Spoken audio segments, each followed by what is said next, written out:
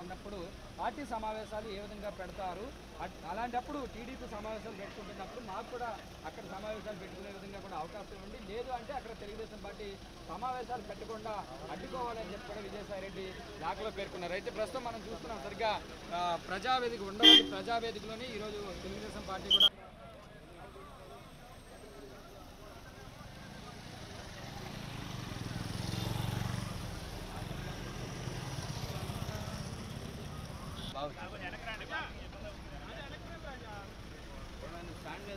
Stand మీద పెట్టుకుంటే visual అట్ట వచ్చింది గురు.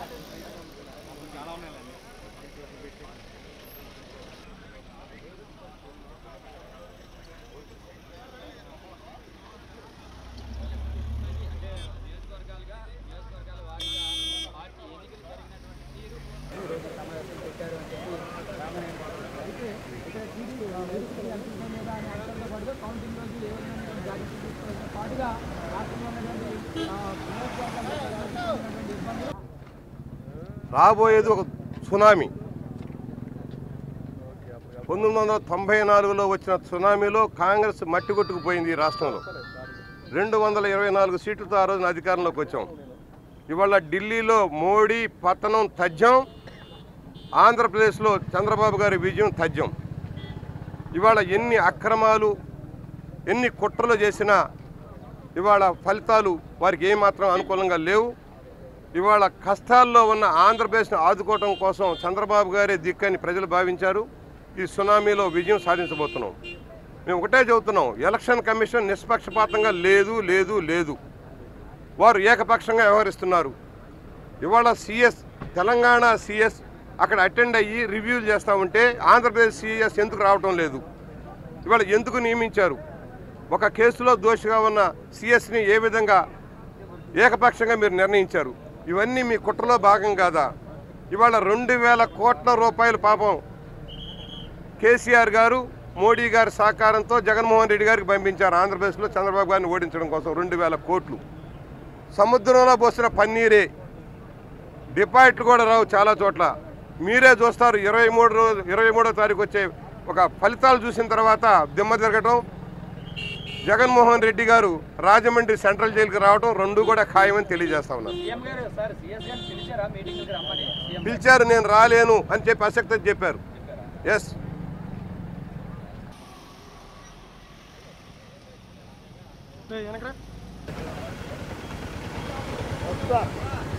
లోపల పోయి వచ్చిన తర్వాత ఓ సబ్స్టిట్యూషన్ న్యూస్ ఇస్తాం మీకు. Wait wait, I will come back.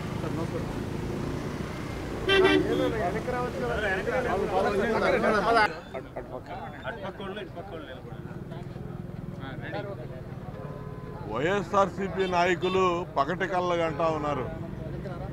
వాళ్ళు వాస్తవాలు గ్రహించి మాట్లాడాల్సిన అవసరం ఉంది. ఈరోజు వాళ్ళు ప్రవర్తిస్తున్నటువంటి ప్రవర్తన చాలా బాధ కలిగిస్తూ ఉంది. ఇలా రాష్ట్ర ముఖ్యమంత్రి చంద్రబాబు నాయుడు గారు అది మర్చిపోతూ ఉన్నారు. కేంద్రంలో నరేంద్ర మోడీ రివ్యూలు చేస్తే తప్పులేదు, పక్క రాష్ట్రంలో కేసీఆర్ వాళ్ళ మంత్రులు రివ్యూలు చేస్తే తప్పులేదు. ఇక్కడ ముఖ్యమంత్రి చంద్రబాబు నాయుడు గారు ప్రజా సమస్యల మీద రివ్యూలు చేస్తే తప్పుపడతా ఈసీకి వీళ్ళు కంప్లైంట్స్ చేయడం అనేది చాలా విడ్డూరంగా కనపడతా ఉంది. ప్రజలు గమనిస్తూ ఉన్నారు. 5 సంవత్సరాలకు ఇచ్చిన మ్యాండేట్ జూన్ ఫస్ట్ వీక్ దాకా మాకు టైం ఉంది. ఇవాళ నిన్నటిదాకా రోజులు లెక్క పెడతా వచ్చాడు జగన్మోహన్ రెడ్డి.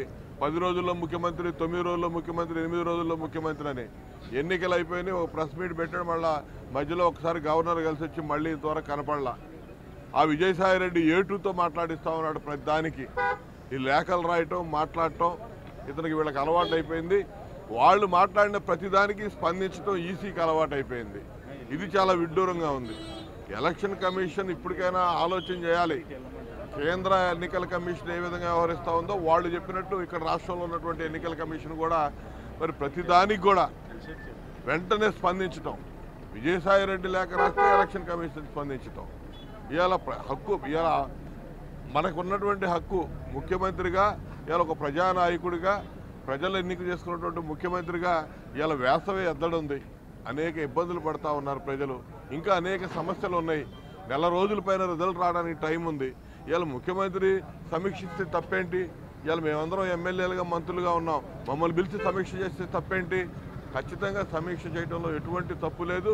దీన్ని తప్పు పట్టాల్సిన అవసరం ఎవరికీ లేదు. వీళ్ళు ముందు వాస్తవాలకు దగ్గరగా ముందు ఆలోచన చేయాలి. వాస్తవాలకు దూరంగా ఆలోచన చేస్తూ ఉన్నారు. ఈ పగటి కళలు మానుకోవాలి. ముఖ్యమంత్రి యోగం అనేది ఈ జీవితంలో జగన్మోహన్ రెడ్డికి ఉండదు. అది పగటి కలగానే మిగిలిపోతుందని చెప్పి తెలియజేస్తున్నాను. ఖచ్చితంగా తెలుగుదేశం పార్టీ ఇలా అత్యధిక స్థానాల్లో విజయం సాధించబోతా ఉందని చెప్పి అన్ని సర్వేలు చెప్తా ఉంది.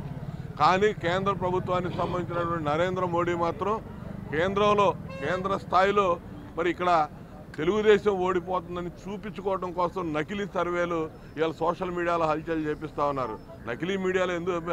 నకిలీ సర్వేలు ఎందుకు పెడతా ఉన్నారంటే ఇవాళ ఆంధ్రప్రదేశ్ రాష్ట్రంలో తెలుగుదేశం పార్టీ ఓటమి దిశగా ఉందని చెప్పుకోవడానికి ప్రయత్నం. చంద్రబాబు నాయుడు గారు దేశ స్థాయిలో ఇవాళ కేంద్ర ప్రభుత్వం యొక్క దుశ్చర్యలను ఎండగడతా ఇవాళ పోరాటం చేస్తూ ఉన్నాడు. అన్ని రాష్ట్రాలు పర్యటిస్తూ ఉన్నాడు.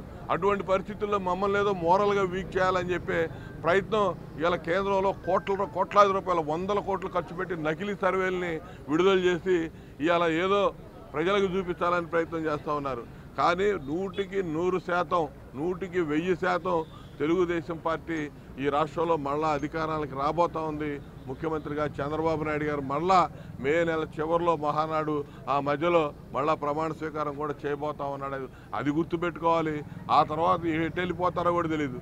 ఇంతవరకు వాళ్ళ అడ్రస్ ఏంటో కూడా తెలియదు. వాళ్ళకి ఓట్లు ఉన్నాయో లేవో తెలియదు. ఇక్కడ వాళ్ళ తరఫున మాట్లాడుతున్నటువంటి వ్యక్తులకి హైదరాబాద్లో కూర్చొని కుట్రలు పన్నుతూ ఉన్నారు. లోటస్ పాండ్ కేంద్రంగా ఎన్నికలు అయిన తర్వాత రాష్ట్రం వదిలిపెట్టి సాయంత్రం 5 గంటలకల్లా హైదరాబాద్లో ఉన్నటువంటి నాయకుడు జగన్మోహన్ రెడ్డి 8 గంటలకు ప్రెస్ మీట్ పెట్టాడు. అక్కడ ఇంకా ఎన్నికల ప్రక్రియ సాగుతానే ఉంది. ఎన్నికల ప్రక్రియ ముగియక ముందే ప్రెస్ మీట్ పెట్టి నేను ముఖ్యమంత్రి అవుతాను, అత్యధిక సీట్లు గెలవబోతా ఉన్నామని చెప్పాడు. ఈ రోజు వరకు మళ్ళీ ఈ రాష్ట్రంలోకి రాలా. ఇటువంటి నాయకులు ఈ రాష్ట్రంలో అధికారం కావాలని చెప్పి కలలుగంటం విడ్డూరంగా ఉంది. ఇది ప్రజలు ముందే గ్రహించారు. ఓటు సైలెంట్గా స్పష్టంగా ఎన్ని కష్టాలు ఎలక్షన్ కమిషన్ ఎన్ని కష్టాలు పెట్టినా కూడా ఓర్చుకొని ఓపికగా సహనంగా ఓటు చేశారు తెలుగుదేశం పార్టీకి. అది గుర్తెరగాలి.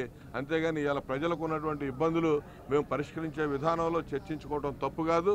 దీన్ని ఖచ్చితంగా ప్రజాస్వామికవాదులుగా మేము చేసేది 100కి 100% సమర్థించుకుంటా ఉన్నాం. మీరు ఇప్పటికైనా మానుకోవాలి అవాకులు చవాకులు మాట్లాడటం. వీళ్ళు చేసిన ప్రతి కంప్లైంట్ కూడా చర్య తీసుకోవటం, దాని మీద స్పందించడం కూడా ఎలక్షన్ కమిషన్ మానుకోవాలని చెప్పి నేను హితవు పలుకుతా ఉన్నా.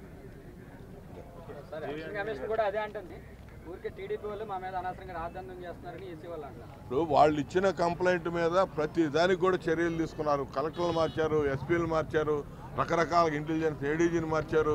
మనం ఇచ్చినటువంటి కంప్లైంట్, మేము ఇచ్చిన కంప్లైంట్ ఫామ్ 7 మీద వాళ్ళు బోగస్ ఓట్లు అనే పేరు మీద మా ఓట్లు తొలగిస్తున్నారని చెప్పి కంప్లైంట్ ఇచ్చి కేసులు పెట్టి ఐపీ అడ్రస్లు అడిగితే ఇంతవరకు ఇవ్వాల ఎలక్షన్ కమిషన్.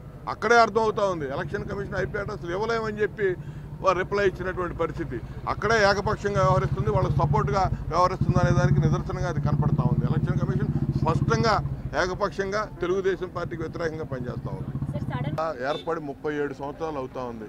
37 ఏళ్లలో 20 ఏళ్ళు అధికారంలో ఉన్నాం, 17 సంవత్సరాలు అపోజిషన్లో ఉన్నాం. అపోజిషన్లో ఉన్న అధికారంలో ఉన్న నిత్యం ప్రజా సమస్యల మీద ఎప్పటికప్పుడు సమీక్షించుకుంటూ ముందుకు పోవడం చంద్రబాబు నాయుడు గారికి అది ఉన్నటువంటి అలవాటు. దానిలో భాగంగానే ఇవాళ మేము రివ్యూ చేసుకుంటా ఉన్నాం. అంతేగాని ఇలా ప్రజలకు ఉన్నటువంటి కష్టాలు సుఖాలు వీటన్నిటి కూడా వేసవికాలం ఇలా చాలా ఇబ్బందులు పడుతూ ఉన్నారు ప్రజలు. ఇవన్నీ కూడా తీర్చాల్సిన అవసరం ఉంది. వీటి మీద రివ్యూ చేసుకుంటా ఉన్నాం. Please subscribe to Mirror TV. Hi guys, Nanumi Ruksha Dhillon. Please subscribe to Mirror TV. Thank you. Hi, this is Alu Sirish. You are watching Mirror TV and subscribe cheyadaniki kinda subscribe button nokkandi. Mirror TV lo వచ్చే videos చూస్తుండండి.